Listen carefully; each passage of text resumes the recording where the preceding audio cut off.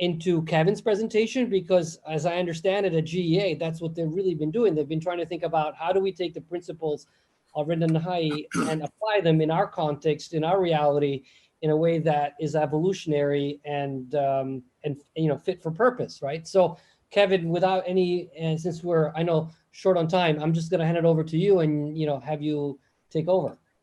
Okay, thank you very much. So, really pleased to be here and talk about a practical application of how we've applied Random here at GEA. So we'll get the slides up. And we're going to talk about how this application has really come to life as we've gone through, the challenge we're all feeling with the COVID crisis right now. So how have we performed at GEA?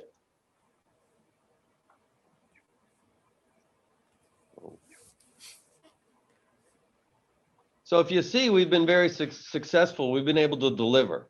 And about that delivery, so we've become the fastest growing appliance company in the US. We've been able to grow share during a very difficult time.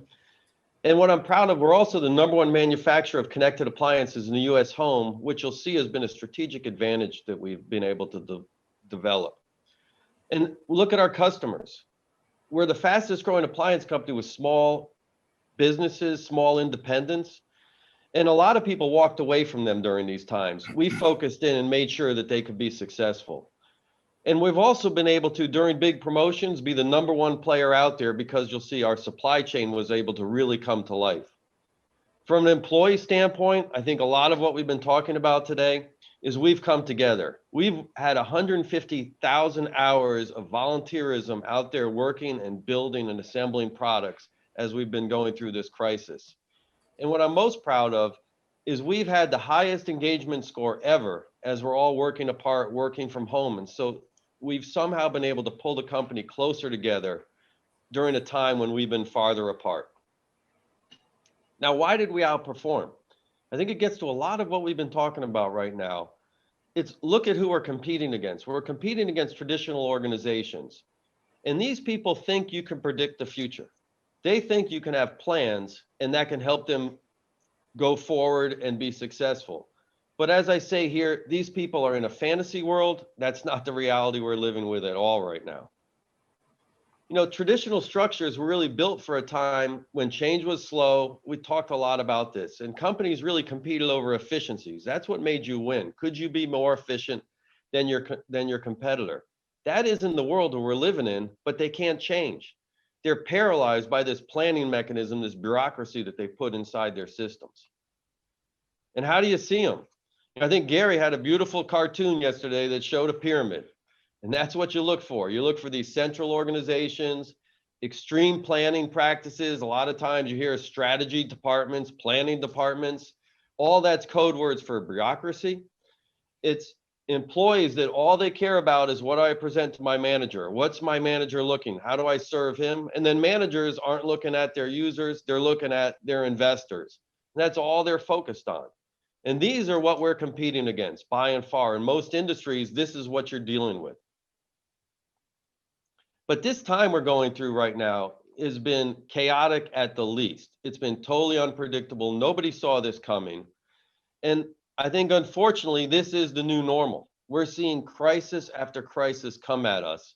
And we've got to build our companies around this kind of environment, not the past, but let's build it around the future. And this is a time we all need direction. We need some way to manage through this chaos. And what we found here at GE Appliances is Random, it's really showing us the way. It's showing us the way to be agile, to be intimate with our customers, and to overcome any obstacle that can come at us.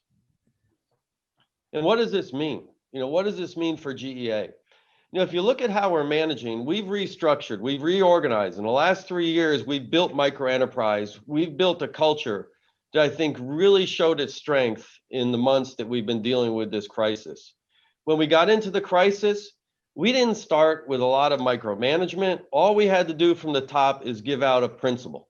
So this wasn't a plan, it was a principle. The principle that we guided everything by was protect our people, protect the business. And why? So we can support our customers and our communities. Those are what this whole thing was about. And we knew if our people weren't healthy, if our people weren't engaged and our business wasn't healthy, we couldn't do that. So all of our entrepreneurs that live in these micro enterprises, they pivoted. They all looked at what do we need to do to react to the situation now, not the plans that were developed, to meet the needs of the users.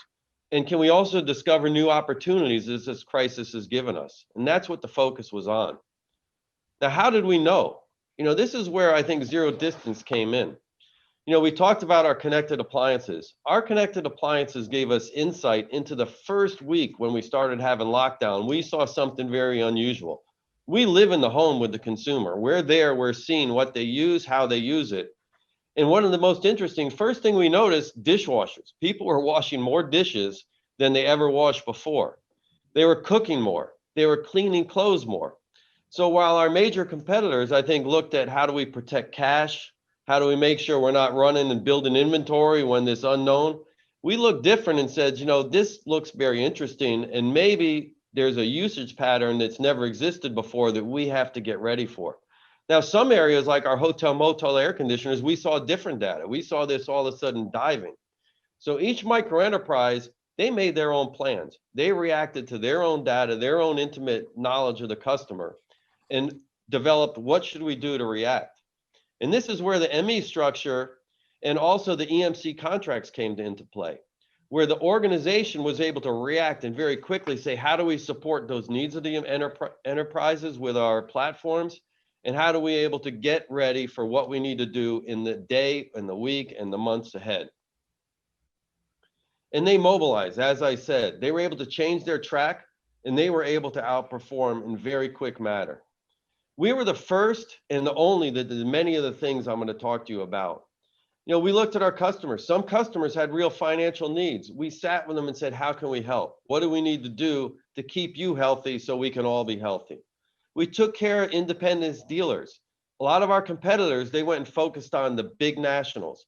And we said, we got to help everybody. The people that have been with us for 100 years will be there with you as you go through this crisis.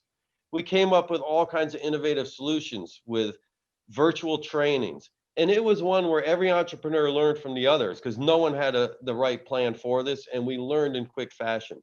And we were able to engage with online conversations. And we got closer to our customers in this time when most people were pulling back and actually laying off sales force. We were able to build for the present. We looked at our factories and said, we've got to make these things safe. So there was a decision very early on, let's shut everything down for a few days. And we let each one of the plants come up with innovative solutions. And then those plants organically shared all the information with each other. None of it filtered up to top management.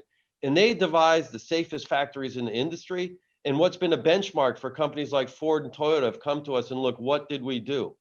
They were busy putting playbooks together. We were busy making appliances in safe factories. We were the first to provide appliances to frontline workers. We saw the nurses and the people that were in need. We knew they had to have clothes, clean clothes, different things. So we put a national campaign out and got appliances to the folks in need. And we're the only company that did have managers out there building appliances. Myself and all the senior management, all the engineers, lawyers, you name it, we're out there building appliances because we want our workers that need to be home, be safe, and we need to serve our customers. But the thing I would say is the best that we've been able to do is we've been able to invest in the future. During this time, we launched a direct-to-consumer channel. We increased capacity and we built new lines. When people were staying at home, we were there in the factories. You'll see cranes, you'll see production, everything going on. We made a commitment to employees that we're not going to lay people off during this. There was just such uncertainty and scare. We said, we're going to be together. We're going to figure out how to be safe and we're going to take care of each other. And we were able not to lay people off like our competitors did, but we hired hundreds of people during these times and grew the business. And we continue to invest. So the lessons I can leave you with is one thing, we've discovered a lot about Roundtable through this crisis. We felt good. We knew it was propelling us to be much different, but it's really built for speed. If you want speed, this model is just unbelievable, and the competitors cannot react the way we can react right now. This zero distance, we'll never get there, and I think that's what's exciting about it. It's an infinite journey, but it's very hard to replicate, and it gets you closer to your customers and develops true competitive advantages within your company. And this entrepreneurial spirit, it can give you ability to solve any challenge that comes your way. Before, we've had crisis in our business time and time again, but crisis always sent us back. With Rondon Hai, crisis has actually moved us forward. And I think that just is a stunning endorsement of what this model can do for you. And the EMC is just very critical to the whole thing because it allows top management to step back and let the work and the action and the decisions be made where the work is done and where the customers can feel it. So with that, again, I can't say enough good things about what we've learned through this crisis. I can't wait till the crisis is done, but I think this is a model that's going to make us a lot more future-proof and excited to see where this journey keeps bringing us. So thank you very much. Oh, thank you, Kevin. What an amazing story. And